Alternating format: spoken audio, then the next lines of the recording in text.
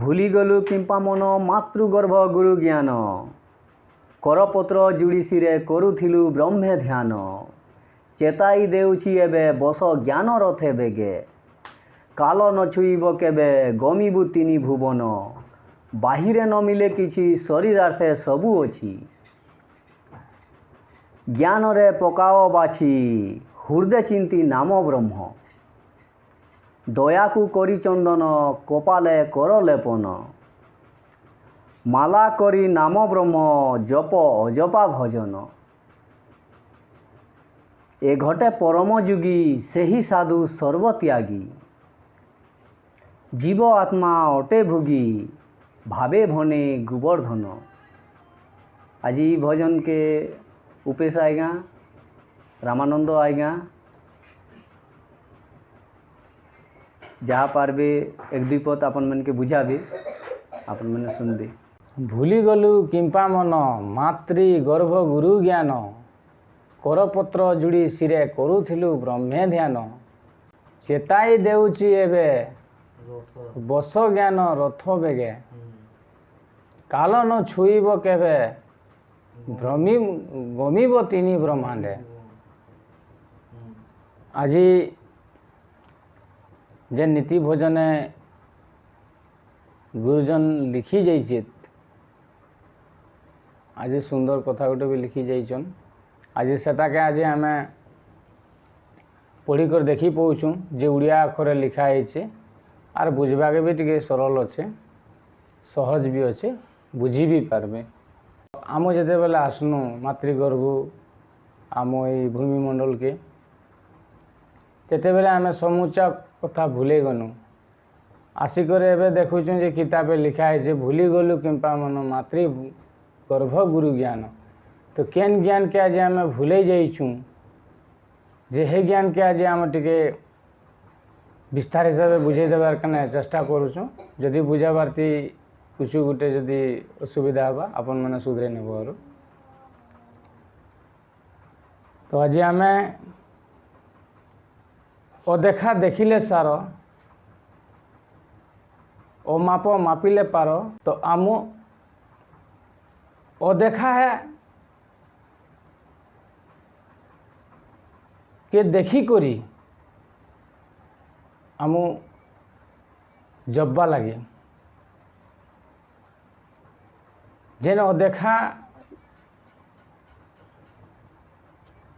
जदि आमके मातृगर्भे नी करू जदि रखला से अदेखा के जब्बा के पड़वा। आर से जपुचे 21,600 अजपा जप करुची। तो से जदि आमर शरीर बसी करी जदि ज्ञान रथे बसी कर जदि से 21,600 बार जदि जपुची आरु तार क्रियाक्रम कर तो आम तार संगे सिर्फ मात्र मेसबार लगी आमर मनर जेन भावटा के तार संगे मेसाबा लगे सेटा आम भूली जीवार काने सेटा किताबे आज आम पाइनु। बाहिरे न मिले किसी शरीरार्थे सबू अच्छी। तो आमको मातृ गर्भर भितरे बनाली तो भितरे हला। तो हे परीक्षा आमर भितरे है से ईश्वरटा रहला। तो बाहिरे नहीं मिली बाहिरे कुछ नहीं मिली। बाहिरे संसार और नियम अच्छे आरु संसार और नीति नियम आज आमे भी आसीचु। तो ये संसार और नीति नियम के आमे भी फॉलो करवा लगवा मानवा लगवा। आर आमर जेन धर्मर जेन नीति अच्छी धर्मर नीति आम निजे पालन कर। धर्मर नीति धर्मर गुरु के आम जदि सुमरण करमा बा सेवा करमा तो धर्म गुरु केन अच्छे एते धर्म गुरु आमर शरीर विराजमान अच्छे। से गुरु के आम ଚିହ୍ନି ପାଇବାର୍ ଲାଗେ আর সেটাকে কেন মার্গে ভক্তি করবার লাগে সেটা আমি বুঝি পাইবার লাগে। আজি অতিথি সেবা দুঃখী দরিদ্র কে দান পুণ্য করাটা সেটা মানে হচ্ছে ধর্ম। গুরুকে আমি স্মরণ করবার লাগে, চিন্তন করবার লাগে, ভজন করবার লাগে, গুরু ঠিনে আমি ভক্তি করবার লাগে। ভক্তির মার্গে হে গুরুকে আমি চিনি পাইমা, দেখি পাইমা, জানি পাইমা, বুঝি পাইমা। কর্তব্য ବି ଲାଗେ ଆରୁ ଧର୍ମ ବି ଲାଗେ। ଆଜି ଆମେ ଆସ୍ଥାନେ ମୁଡ଼ିଆ ମାରଲେ ହେଟା ଗୋଟେ ଆମର୍ ସିଦ୍ଧି ଗୋଟେ ଭାବ ବା ଆମର୍ ମନଟା ବିଚଳିତ ନେଇ ହେଇଯିବା ବୋଲିକରି ଆମକୁ ହେଇ ଆସ୍ଥାନକେ ବି ଯିବା ଲାଗବା। ହେଇ ଆସ୍ଥାନେ ବି ନୀତି କ୍ରିୟାକର୍ମ ଗୋଟେ ଟାଇମ୍ ସମୟ ହେଟା ସମୟର ଗୋଟେ ନୀତି ନିୟମ ଲାଗେ। କିନ୍ତୁ ଧର୍ମ ପାଳନ ହେଲା ଗୋଟେ ଜୀବର ପ୍ରତି ଦୟା, ଗୋଟେ ଜୀବର ପ୍ରତି ମରମ, ସ୍ନେହ, ଅତିଥି ସେବା ଏଟା ମାନେ ହେଲା ଧର୍ମ। ଦାନ ପୁଣ୍ୟ ଏଟା ହେଲା ଧର୍ମ। ଆରୁ ମୁଇଁ ଆଜି ମାଛ ନେଇ ଖାଏ, ମୁଇଁ ଆଜି ମାଂସ ନେଇ ଖାଏ, ମୁଇଁ ଆଜି कुछ मद तामुल पान कुछ नहीं खाए, एमि धर्म पालन करुचे। इटा मैंने होचे नीति नियम, इटा धर्म ने नहीं पड़े। मुई देवाटा मुई जदि क्या सम्मान दीचे तो मुई सम्मान पाएमी, और मुई जदि क्या सम्मान देबार नहीं तो मुई सम्मान नहीं पाए। तो धर्म सबके समान, सम्मान देले है सम्मान पाएम। तो धर्म पालन करी जिमा बोले गोटे जीवर प्रति पालन करी जीवा लागबा, गोटे जीव के हिंसा नहीं करवा लागबा, जीवर प्रति दया रखबा लगे। और नाम और शरण ईश्वर कही जे मते इ ब्रह्मांडे खुजले केभे नहीं प मुई आज दरू एक लगे और एके नथिमी। मुई गुटे गच लगे और तमे गुटे पात लगे। मुई इच्छा कले तमे झड़ी जीव, और मुई इच्छा कले तमे 100 बछर लगे गचे पात लटकी कर पात पड़ी लटकी करे थीब। तो एखाने धर्म होचे नीति और नियम। धर्म है गुरु के हे सुमरण करवा पड़ला। आरु कहला धर्म निंदा जेहू प्राणी पशु सांगे तारो गनी, धर्म थिबा प्राणी एका श्रीबंत जान। धर्म के छाड़ी करी धर्म गुरु की जेन धर्म की आजी गुटे जीव के चलाउची, गुटे शरीर के चलाउची।